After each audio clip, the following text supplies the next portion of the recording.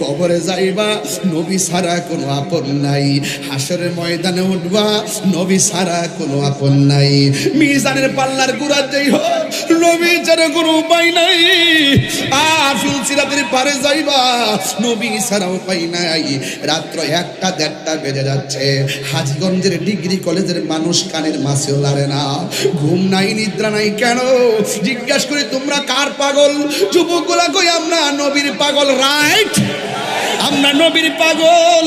নবীর শান শুনলে ঘুম হারাম হইয়া যায়, নবীর শান শুনলে বড় ভালো লাগে, এই জন্য আমরা সবাই নবীর পাগল, নবীর দেওয়ানা।